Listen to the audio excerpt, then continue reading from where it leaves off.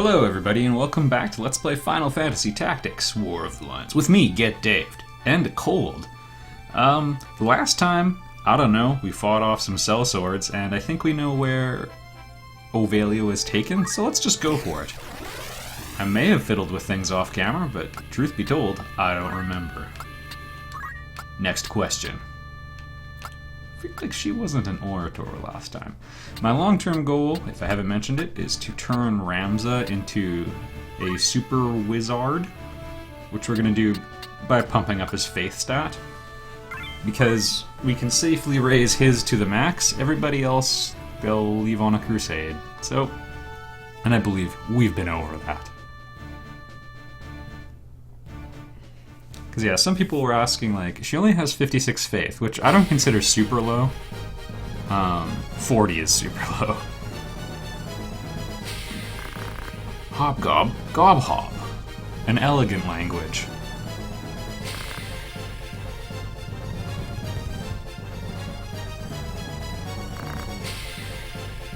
Gob!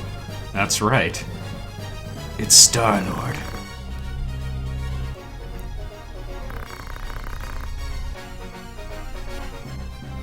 Well, that's high praise coming from Gafgarian. Thank you for watching this, my addle-pated viewers.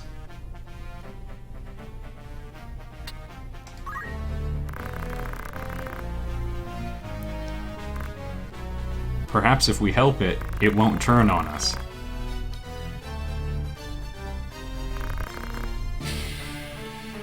Yeah, we could have ourselves a mount.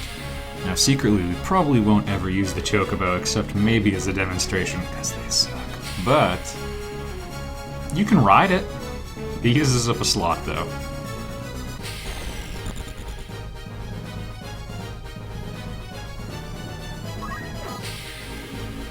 Anyway, some people were asking, you know, why did I have Eurydice as a white mage when her faith isn't particularly high? It's kind of average. And the answer is because I have plans to make her a mediator, or pardon me, an orator, as it's known in the World of the Lions, and that'll allow me to do things with Ramza, and that's all part of the master plan. I don't think we can safely move Caliber ahead without... you know what? He'll be fine. He's young, he'll bounce back.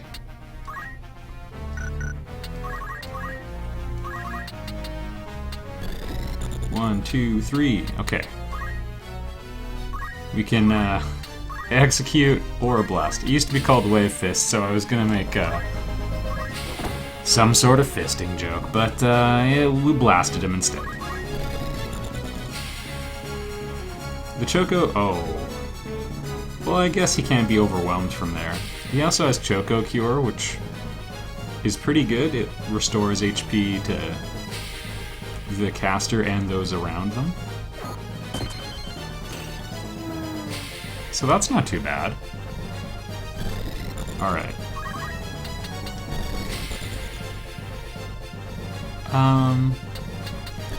This is one of those awkward ones where everybody hasn't really approached each other quite yet. Also, you know, Ramza's bravery is slowly working its way up. Because I have been using Steel. Every time you use it, it increases your bravery by 5 for that battle. And 1/4 of that stays with you. But we're gonna go with Tail. Nah. Okay. Tailwind. I just passed a kidney stone 2 minutes ago. I'm kidding. Those sounds could have been it, though. I imagine that's what I'd sound like. Oh yeah, we don't have any Speechcraft yet. Speechcraft beer. There's kind of some awkward terrain on this map.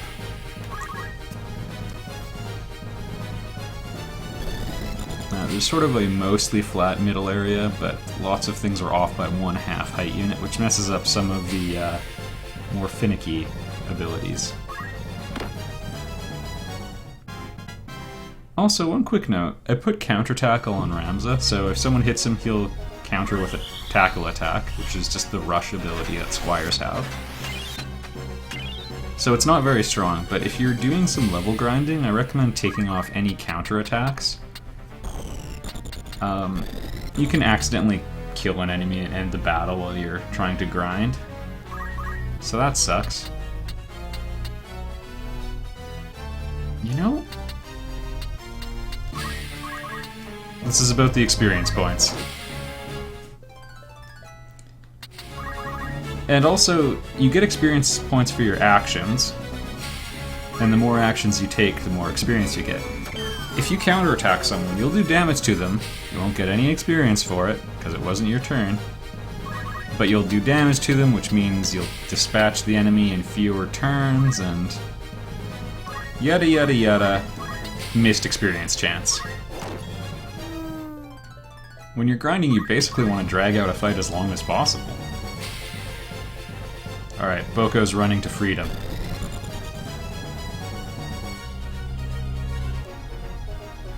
Also, naming a chocobo Boko does little to help people getting confused over how to actually say the word chocobo. Oh yeah, I forgot we made him a black mage. Maybe that happened off camera. Well. So I set the goblin on fire. We can go brighter.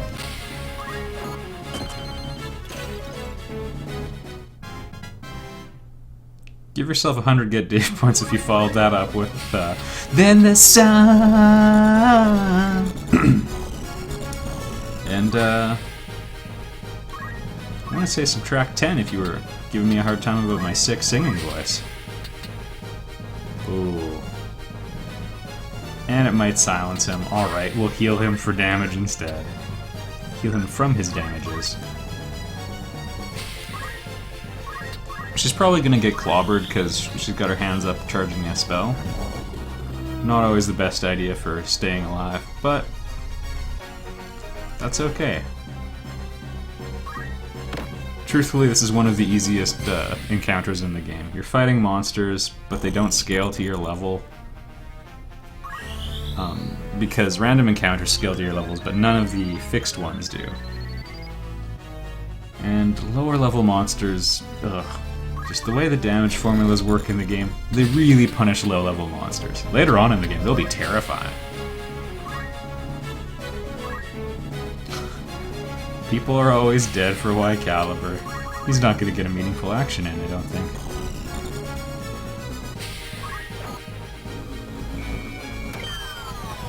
It's alright. He will more than earn his keep by the end.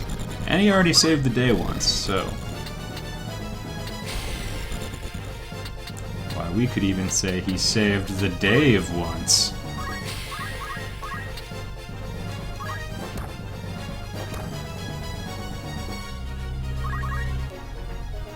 Boko maybe is gonna be cool? No. Boko is looking out for Boko. Thanks for nothing, stupid bird.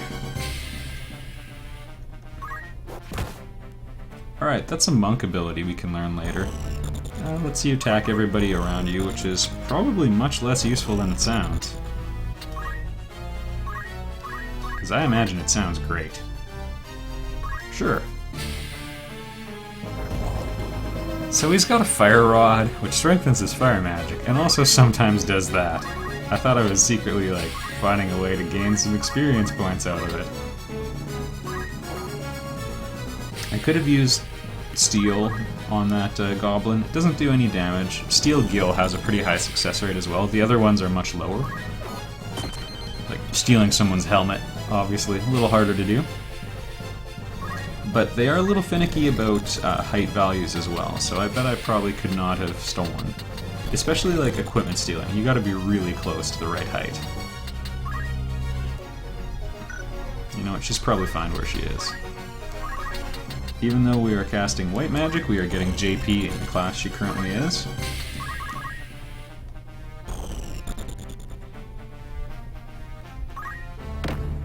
Not the situation where you want to go after a monk.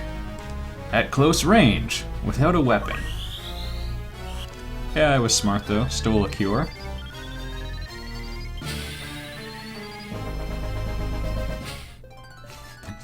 That magic power.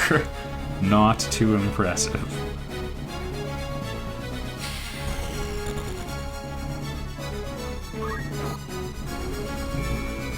And... okay, we probably have him done in 1 or 2 turns here. Oh, 1 moment. There we are. He's got seconds to live. White Caliber can probably beat this guy on a one-on-one. Thieves aren't particularly strong at all, but they hold their own. Get David's been stealing all the kills this match. Oh yeah. This guy's Tostitos, he's done. As a matter of fact, should probably find something more productive in the long term. Alright, Eurydice, we're gonna up your bravery. I'd recommend against trying to increase Ramses' bravery right now, because later on in the game we're gonna learn an ability, and it's gonna make it difficult to not max out his bravery. It's a really good self buff, but he can only target himself with it.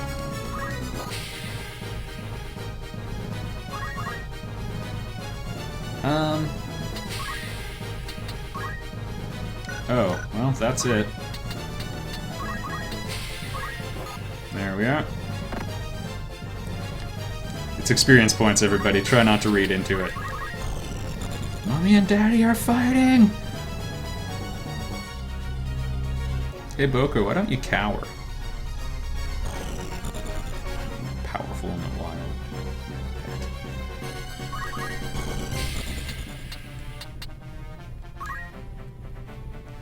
Okay, this is a good time. I forget if we've shown off Chakra or not, but it's amazing. There we go. That can hit anyone adjacent and on the same height as well. Whoa. Critical hit. No, White Caliber, you still need to hit him. He's yours to destroy.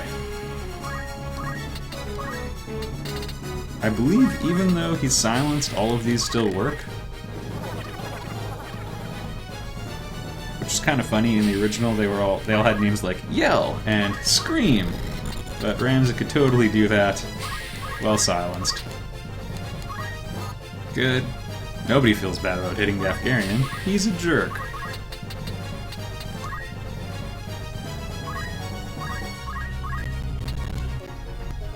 Monsters don't carry equipment, so... oh, well played. If that's a crystal, it would be kind of worth picking up for just the... really? I guess, thank you. Well, forget what I was saying. Oh, monster crystals, they're only good for HP and MP, nothing else. The treasure chests they drop usually suck as well. They're typically like echo herbs. That would be the sort of thing you could find in there. Poaching them is what you want to do, and you can learn way better stuff that way. Or you can get way better items, I should say. Later on in the game there will be like hunting shops where we can sell all the things we've poached. By the way, in real life, poaching's a serious crime. Don't do it, kids. And you can sort of exchange them for rare and special items. Often some of the best weapons in the game. Beating up on a black mage with his final action. Alright. Give him his just desserts.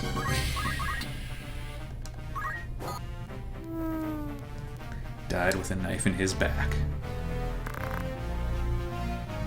We own you now.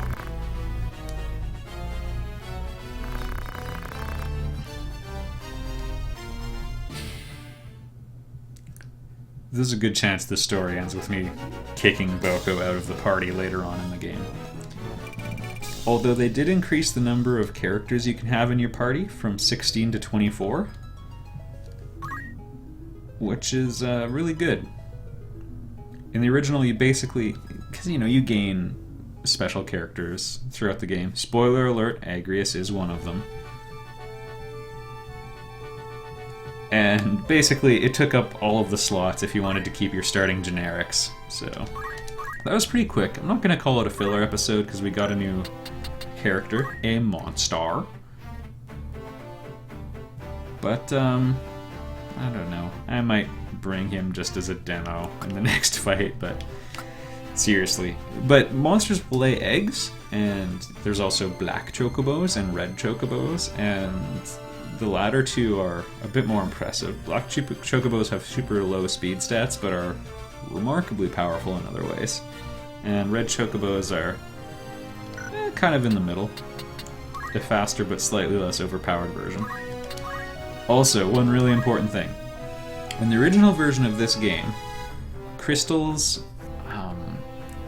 if you picked up one and could learn abilities from it, in the original you could learn any ability on the list. So it would show like Fire, Fire-Ra, and Thundera, and it would say like pick one to learn, and so you'd pick one. But secretly you'd still learn all three.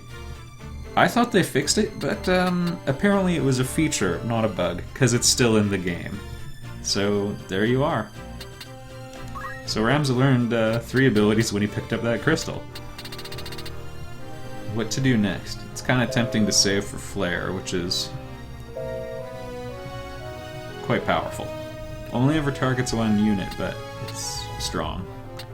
And fast enough. I think we'll hold out for now, though. I mean, he has a Fire Rod, so our fire spiels are pretty good. What else we got? We got some meaningful JP on Y Caliber, which is tempting. I kind of want to hold out for Steel Weapon, which is kind of the most important. Also, Move +2 is friggin' awesome. Every character can learn it. There's a Move +3, but only males can learn it anyway later on, because it's tied to a male-only job. And females get Jump +3, which is not nearly as useful, because like Dragoons have one that lets them jump any height, and yeah. You're not even going to use that one, but you know, food for thought. I kind of wanted Earth Slash, although, or pardon me, now known as Shockwave, but I already have it. Should get my facts straight. Monks have the direct counterattack, so you would counter with a basic attack if it's in range. But honestly, I think we could use another person with the ability to revive. You always want at least 2 at the absolute minimum. You will always regret having fewer than that. I think I only had 1. Alright, word skills. Speechcraft is kind of interesting. Praise, I believe, raises bravery.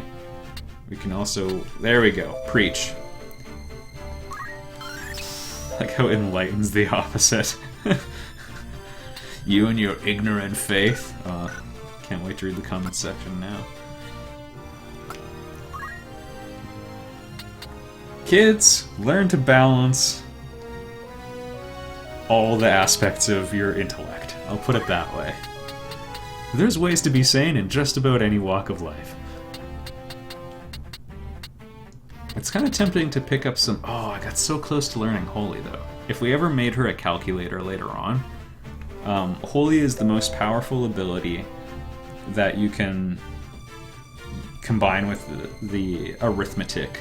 Or I think it's called an arithmetician in this version. But anyway, it's a math mage where you target people based on numeric properties, like, are your hit points even? I don't think there's quite any that are that direct, but like, is your height a multiple of 3? If so, you get nuked with, and then any spell that's compatible with arithmetics is an option. Holy's the strongest one. It's actually stronger than Flare, faster, and uses less MP. So, just so you know, the only difference is it's Holy Element, whereas Flare is non-elemental. I'm gonna say usually that's advantage Holy. So I might shift her back to a White Mage so I can hold on to that. And now we can have her raise her own faith as well. I also will want the ability to lower faith because in the long run in this game, it's worth having at least one high faith character, at least one low faith character, and at least one borderline coward on your team. And aside from that, you want everyone to have super high bravery, but you want one wuss. And it'll come up way later. when we want to get the Vanish Mantle. But that's a long ways away. That's next time. I'll see you all there.